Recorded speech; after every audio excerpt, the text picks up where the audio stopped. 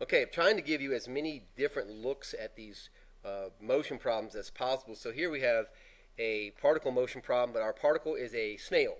And the snail moves along the x-axis so that at time t, its position is given by. So here they give us our position function, which is good. They give us our position function. So the first thing I'm going to do is recognize the fact that they're giving us a position function. And also they're giving us this condition, and this is going to become really important later in this problem, that t is greater than 5/2. If not, it's going to become a little bit confusing. So it says, what is the position and the velocity of the snail at t is 3? Well, it can already do position. So if you want to do them in order, just do position first. So x of 3, position, is 3 ln of 2 times 3 minus 5. And this is the work that I would be showing to my AP reader. And I would say that this translates out to that x of 3 is equal to 3 ln of 1. Here's where a lot of people quit this problem because they're like, they get confused with the whole ln thing. So I'm just going to rewrite this, and it looks like a much better question. We know that ln is log base e, and we have log base e of 1. So what does log base e of 1 equal? Well, what the question is e raised to what power is equal to 1? And we know that that's 0. So ln of 1 is 0. So we have 3 times 0, which is 0. So at time is 3, the position is 0. So position at time equals 3 is 0. That's the question that they ask us. There's our answer. So that's half of problem A.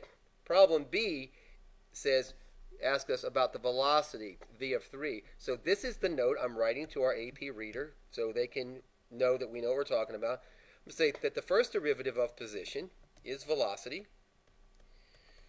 And then I'm going to start taking this derivative.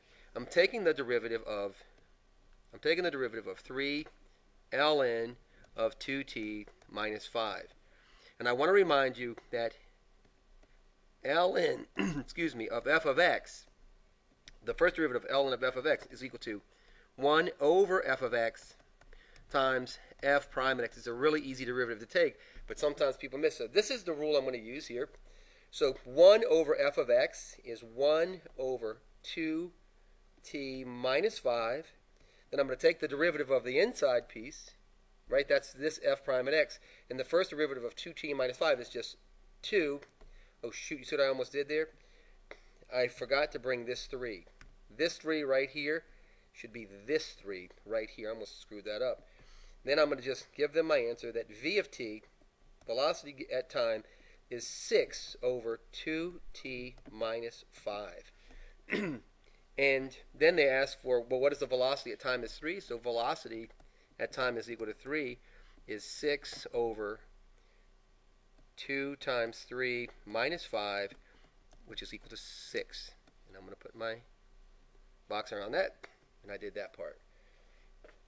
Next it says, when is the snail moving to the right, when is it moving to the left? This is a really, really easy question that a lot of people are going to miss because you have got to go back and remember that they told us that t is always greater than 5/2. So we go to the velocity function, v of t, and we look at it, and it is, the velocity function was 6 over 2t minus 5. Well, if t